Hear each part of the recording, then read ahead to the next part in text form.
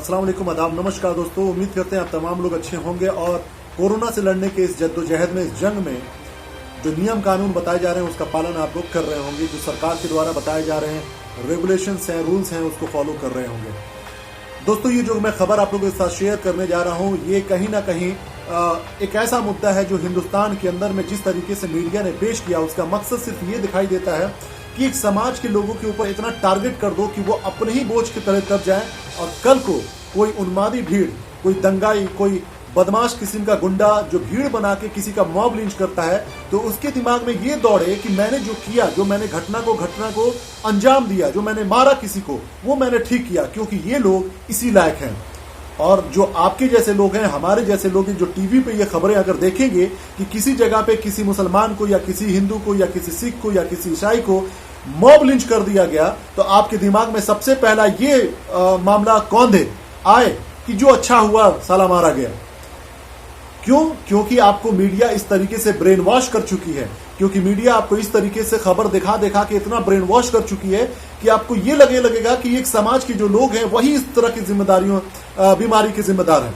यही है जो बीमारी फैला रहे हैं, यही है जो इस तरह की घटना को अंजाम देते हैं, यही है जो मार खाए तो अच्छा है।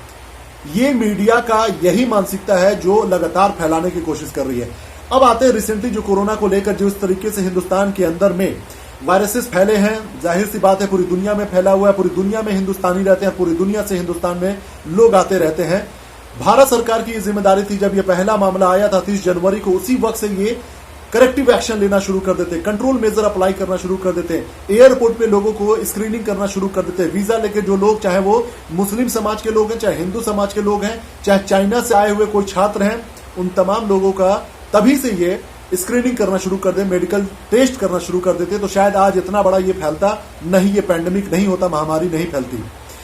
लेकिन मीडिया की जबान को देखिएगा। जब आपको पता है कि ये जमात का मामला सामने आया, जैसे ही जमात में आए हुए लोग जो विदेश से वीजा लेकर आए थे, भारत सरकार ने वीजा दिया था, पैसा लिया था, टैक्स लिया था, उसमें आए हुए लोगों को जिस तरीके से मीडिया ने, मैं ये नहीं कहता कि ये जो लोग आए हुए थे, मैं इनको डिफेंड करने की कोशिश नहीं कर रहा हूं, मैं जमात को डिफेंड करने की कोशिश नहीं कर रहा हूं, क्योंकि ये वीडियो के बाद से बहुत सारे लोग कमेंट करेंगे कि देखो ये डिफेंड करने की कोशिश कर रहा है, आप लोग गलत को गलत नहीं बोले। नहीं, मैं मीडिया के जबान की बात कर रहा हूं, जो आपके दिमाग को ब्रेन वॉश करते हैं, जो आपको एक उन्मादी भीड़ में तब्दील कर रहे हैं। जो कहीं पे दंगा फसाद होता है, किसी को मॉब लिंच कर दिया जाता है, तो आपके दिमाग में सबसे पहले ये खबर आती है या सोच आती है कि चलो साला अच्छा हुआ जो हुआ, मारा गया, इसी लायक थे ये लोग। ये जो सोच पैदा हो रही है ना देश में, ये खतरनाक है दोस्तों, और मैं इसके खिलाफ बोलता था, बोलता रहूंगा, चाहे मैं जिंदा रहूं या ना रहूं।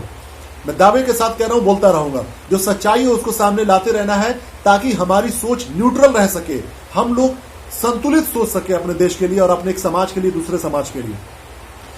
जैसे ही मरकज का मामला सामने आया, दिल्ली के निजामुद्दीन मरकज का सामने आया, लगातार मीडिया कैसे पेश कर रही है कि मरकज में आए 2000 लोग छुपे हुए थे, 1000 लोग छुपे हुए थे, और लगातार पूरे देश में अलग अलग वेबसाइट के, अलग अलग मीडिया पोर्टल के लोग इसको इसी अंदाज में पेश कर रहे हैं कि ये जो आए थे वो छुपे हुए थे। ऐसा लग रहा है कि भाग के कोई आया था, बिना वीजा के कोई आया था, और वो छुपे हुए थे और बीमारी फैला रहे थे। इस अंदाज में चीजों को पेश किया गया था। अगर ये मामला नहीं इस तरीके से फैलाया जाता, तो आज जितने भी लोग हिंदू मुसलमान कर रहे हैं, वो शायद इनकी जबान ऐसी नहीं होती। पूरी दुनिया में, चाहे वो क्रिश्चियन का देश हो, चाहे मुस्लिम का देश हो, चाहे वो दूसरे समाज के लोगों का देश हो, चाहे चाइना हो, बुद्धिस्ट समाज का, चाहे नेपाल हो, हर जगह बीमारी ये फैल रही है। लेकिन ये कहीं पर भी, यूके में भी आपको पता होगा, एक जो ऑर्गेनाइजेशन है हिंदू समाज के लोगों का, उसमें बहुत सारे लोगों का मामला सामने आया था इंग्लैंड में। मैं इसका लिंक भी आप लोगों के साथ शेयर करूंगा, साइड में ये फोटो आ रहा, देख लीजिएगा। ये मामला जो आया था, वहां पे कई लोगों को पॉजिटिव पाया गया, लेकिन उस इंग्लैंड में कहीं पर भी ये मीडिया में खबर नहीं छपी इस तरीके की कि हिंदू समाज के लोग इस तरह की खबर को, वायरस को फैला रहे हैं। लेकिन हिंदुस्तानी एक ऐसी जगह है जहां पर लगातार ये मीडिया कोशिश कर रही है कि इस बीमारी को एक समाज से जोड़ के रखा जाए, कि यही लोग इस तरह की खबर फैला रहे हैं। अब आपको मैं ओरिजिनल खबर दिखाता हूं। ये जो खबर है, आज तक में ये खबर छपी है, ये देखिए किस तरीके की खबर है। 1300 लोग जो हैं, ये मामला क्या है कि फरवरी के ही वक्त से, फरवरी से ही सत्संग में आए हुए 1300 श्रद्धालु जो हैं वो लॉकडाउन की वजह से फंसे हुए थे। जबान भी देखिएगा, ये जो मीडिया का स्क्रीनशॉट मैं आपको दिखा रहा हूं, मीडिया फरवरी में शुरू हुआ था सत्संग, अब निकाले गए लॉकडाउन में फंसे हुए 1300 श्रद्धालु। अब आप देखिए ये जो स्क्रीन पर आपके जो वीडियो आ रहा है, जो मैं कई आपको खबर का जो आपको दिखा रहा हूं रेफरेंस, कि नलखेड़ा के एक मस्जिद में छुपे थे मरकज से आए 12, मतलब बिहार में मस्जिद में छुपे हुए थे विदेशी 10 विदेशी, श्यामपुर 2 मस्जिद में छुपे हुए थे, है ना। ये आप देखिए हजारों इस तरह के लिंक आपको मिलेंगे, ये मीडिया पोर्टल आपको मिलेंगे जो आपको दिखाई दे रहा है साइड में। अब आप सोचो ये जबान के बारे में सोचो, मैं यही चीजें कह रहा हूं दोस्तों कि लगातार जिस तरीके से लैंग्वेज का इस्तेमाल किया जा रहा है दोस्तों, वो ही खतरनाक है। मैं इसी चीज के बारे में बात कर रहा हूं कि जिस तरीके से हिंदुस्तान के अंदर यार 135 करोड़ की आबादी है, हमारे देश में हिंदू भाई भी हैं, मुस्लिम भी हैं, सिख भी हैं, ईसाई भी हैं, सब लोग धार्मिक हैं। कहीं ना कहीं लोग किसी न किसी तरह के धार्मिक उत्सव में होंगे, किसी न किसी तरह के प्रोग्राम में होंगे। तो क्या उसको इस तरीके से पेश किया जाए कि ये लोग जिम्मेदार हैं? नहीं यार, ये एक अच्छे इंसान की सोच, एक सभ्य समाज की सोच नहीं है। आपको पता है कई जगह ऐसे भी खबरें आई हैं कि जब लॉकडाउन शुरू हुआ था उसके एक दिन पहले लोग बारात लेके गए थे और वो बारात आज तक अपने ससुराल में फंसी हुई है। तो क्या ये कहा जाए कि वो बारात लेके जाने वाले लोग वायरस फैलाने के लिए गए थे? क्या इस तरह की जबान की होगी मतलब ये शुरुआत? ये 19 तारीख का खबर है आज तक का, जहां पे 1300 श्रद्धालु जो हैं वो फंसे हुए हैं। वो फंसे हुए हैं, छुपे हुए नहीं है, वो फंसे हुए हैं। तो ये मामला है, ये बारीक चीज है दोस्तों। जबान बहुत मायने रखती है, ये जबान बहुत मायने रखती है कि किस तरीके से आप किसी समाज के लिए उसके लिए पर्सपेक्टिव तैयार कर रहे हैं, उसके लिए एक इमेज तैयार कर रहे हैं, उसके बारे में लोगों के बीच में किस तरह की इमेज आप तैयार करवाना चाहते हैं, ये सिर्फ और सिर्फ मीडिया की जबान ही तय कर सकती है। अब आप लोग सोचिए, क्या इस तरह के खबर में जहां पे 1300 श्रद्धालु फंसे हुए हैं, हम इसको फंसा हुआ कहें या छुपा हुआ कहें?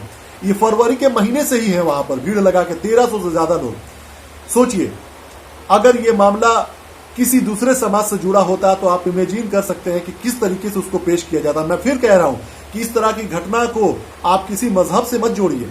ये वायरस फैला है, नो डाउट, हिंदू को भी होगा, मुसलमान को भी होगा, सिख को भी होगा, ईसाई को भी होगा, लेकिन ये कहा जाए कि ये समाज के लोग, ये ऑर्गेनाइजेशन के लोग इसको फैला रहे हैं, ये जाति है दोस्तों, ये अन्याय है।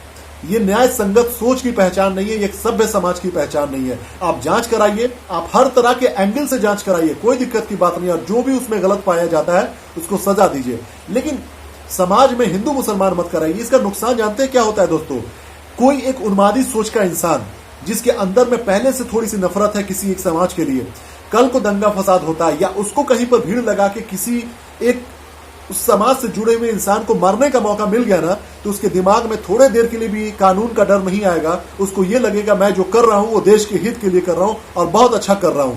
अगर वो किसी को भीड़ लगा के मार देता है, मॉब लिंच कर देता है, दंगा में किसी को मार डालता है, तो उसके दिलो दिमाग में सिर्फ एक बात आएगी कि मैंने जो किया अच्छा किया, मैंने जो किया वो सही किया, क्योंकि ये लोग इसी लायक हैं। और जो लोग भीड़ बैठकर वैसे ही उन्मादी सोच वाले लोग कहीं टीवी देख रहे होंगे, इस खबर के बारे में पढ़ रहे होंगे, तो वो इसका विरोध नहीं करेंगे। वो ये कहेंगे साले ये इसी लायक थे, अच्छा हुआ मारे गए, अच्छा हुआ इनके साथ ऐसा हुआ। यही सोच खतरनाक है दोस्तों, और मैं इसके बारे में लगातार आप लोगों को बताता रहूंगा, बोलता रहूंगा कि ये जो दलाल मीडिया है, जो अपने गले में कुत्ते का पट्टा बांध के बैठी हुई है और वो काटने को तैयार है, वो एक जेनोसाइड कराना चाहती है कि कल को कोई भीड़ तैयार हो और किसी एक समाज के ऊपर टूट पड़े। ये जेनोसाइड कराना चाहती है। ये उन्मादी मीडिया खतरनाक होती चली जा रही है। इसके खिलाफ हर समाज के लोगों को खुल के आना पड़ेगा, और खासकर मुस्लिम समाज में बैठे हुए जो लोग हैं, जो अपने आप को पैसे वाले दिग्गज लोग, दिग्गज नेता कहते हैं, आप लोगों के सामने किस तरीके से जेनोसाइड होगा ये आप देखते रह जाइएगा अगर आपने कदम नहीं उठाया तो आप ही लोग बताइए, ये 1300 जो श्रद्धालु हैं वो फंसे हुए थे या छुपे हुए थे? ये वायरस फैला रहे थे, क्या कर रहे थे? ये चीज आपके ऊपर मैं छोड़ता हूं। बहुत बहुत धन्यवाद, अपना ध्यान रखिए और सरकार के बताए गए नियम कानून का पालन कीजिए। कोरोना से जीतना है तो घरों में पैक रहिए। बहुत बहुत धन्यवाद। जय हिंद दोस्तों।